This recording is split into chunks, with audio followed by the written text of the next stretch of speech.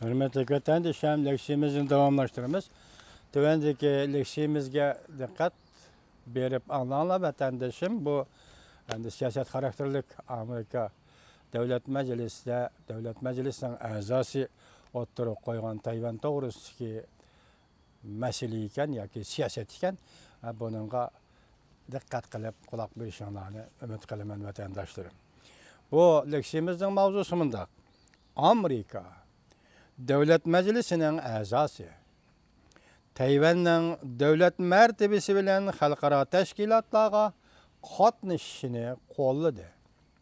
Mavzumunda yani bir okupray vatandaşım Amerika Devlet Meclisi'nin azası Tayvan'ın devlet mertebesi bilen halkara teşkilatlarga katnışını kolladı. Mavzulu haber 6. ayının 16. günü Amerika Avazı'nın Xitay Til programması ilan kılındı. Haber mındak başlandı. Amerika Koşmuş Ştatları Devlet Meclisi Tayvan İşleri Grupsu'nun ortak reisi haftanın 3. günü yani çarşamba günü mındak görsetti.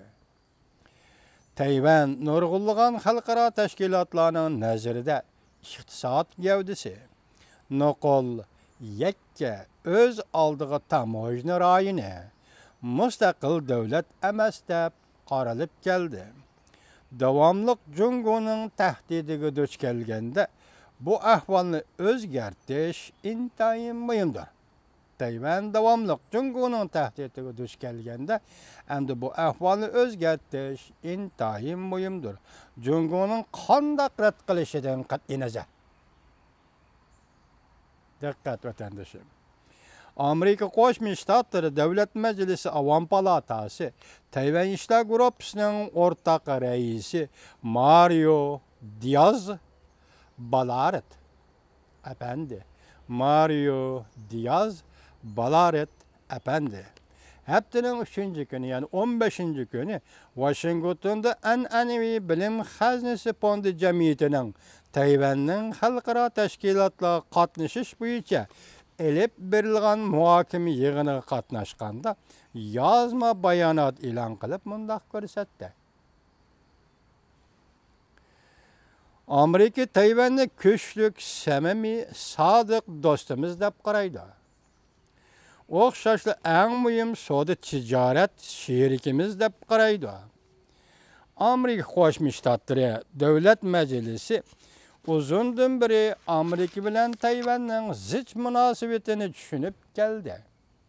Jungo Janubiy dengizga egilik huquq jakarlash uchun Burayinda sun'iy orol yasadi. Bu ish Burayinda Jungoning besim taktikasi eshivatganligining misolidir. Bu hol Amerika bilan Tayvanning ikki taraf hamkorlik munosabatini davomlashtirishning muhimligini yana bir qatam ko'rsatib berdi. Amerika Qo'shma Shtatlari Davlat Majlisi Tayvan İşleri Grupsu'nun ortak reisi Mario Diaz-Balart mundaq ko'rsatdi. Amerika bo'libmi Amerika Qo'shma Shtatlari Davlat Majlisi Tayvan bilan bo'lgan munosabatlarni davomli kuchaytirishi va cho'nqurlashtirishi intayin muhim. Cümleden xalqaro tashkilotlarning yordami orqali Tayvanning xalqaro siyosiy sahnaga chiqishini o'z ichiga oladi. Diqqat vatandoshim. Diaz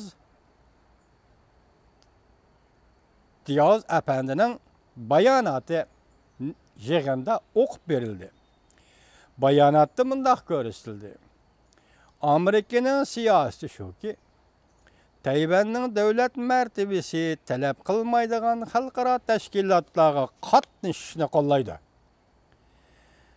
Shundaqla Amerika Tayvanning ahamiyatli holda davlat martabasi talab qiladigan xalqaro tashkilotlarga qatnashishiga ilhom berdi. Diqqat vatandoshim. Biz o'tganda sizlar leksiya so'zlaganda Jungoni Tayvanni qo'yib turaylik.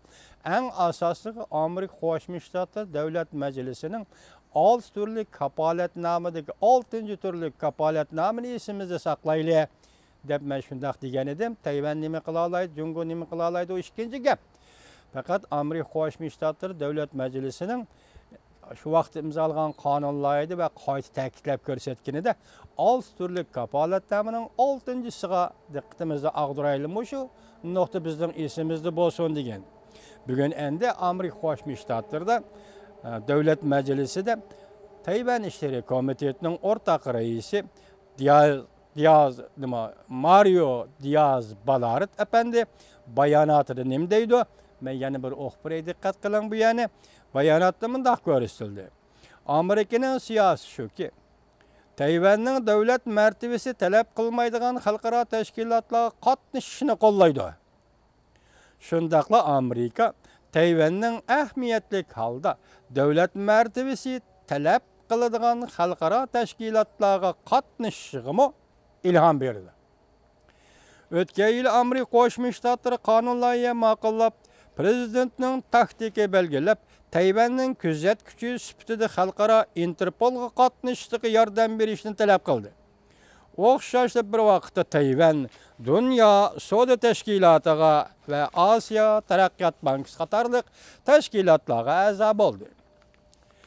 Lekin Tayvan faqat iqtisod gavdasi va yakka tamojna rayoni mustaqil davlat emas deb qaraldi. Davomli Jungoning tahdidiga duch kelganda Tayvan mundaq ahvolni o'zgartirish intayin muhim. Mundaq o'zgartirishni Amerika Qo'shma Shtatlari Davlat Majlisi ilgari surishi lozim.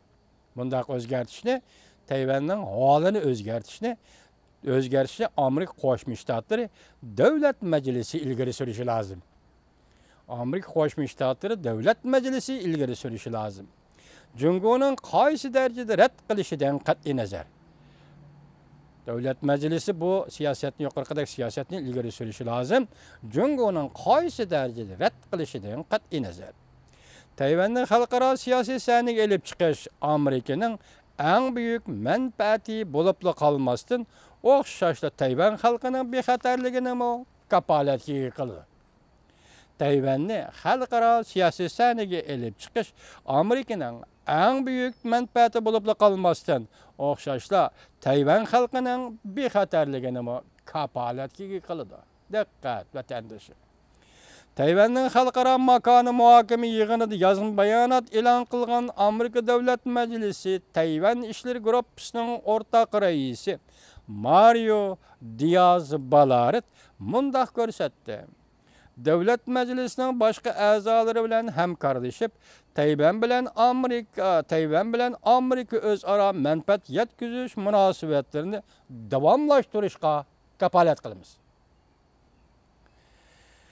Diaz Balaret efendi nima dedi? Ko'rdinglar yuqorida vatandoshlar. Endi Tayvan to'g'risida o'tganda qonunlarga ma'qulladi. Tayvan munosabat qonunini kuchaytirdi. Qilmildi dedi. Undan keyin ma'qullagan qonunlarga bo'yicha 6-moddasida nima dedi? Jungoning Tayvanga egilik huquq talab qilishini Amerika Qo'shma Shtatlari rasmiy e'tirof qilmaydi. Bu yerda e'tirof qilmaydi desin bo'ladi. Biroq kuchaytirma jumla orqali Xitoyning yoki Jungoning Tayvanga egilik huquq talabi qo'yishini Amerika Qo'shma Shtatlari rasmiy e'tirof qilmaydi. Va Amerika Davlat Majlisida ma'qullangan yoki qayta loyiha kirgizilgan 6 turlik kuchaytirish to'g'risida 6 turlik kapolatnomining 6-sidir. Endi bugun bu yerda nima deymiz? Mario Diaz Balaret efendi Tayvanning xalqaro tashkilotlarga qatnashishini qo'llaymiz. U degani Tayvanning xalqaro davlat martabasiz tashkilotlarga qatnashishni qo'llaymiz. Shundaqla Tayvanning davlat martabasi bo'yicha xalqaro tashkilotlarga qatnashishiga ilhom beramiz. Mana bu siyosat vatandoshi. Siyosat mana bunday bo'ldi.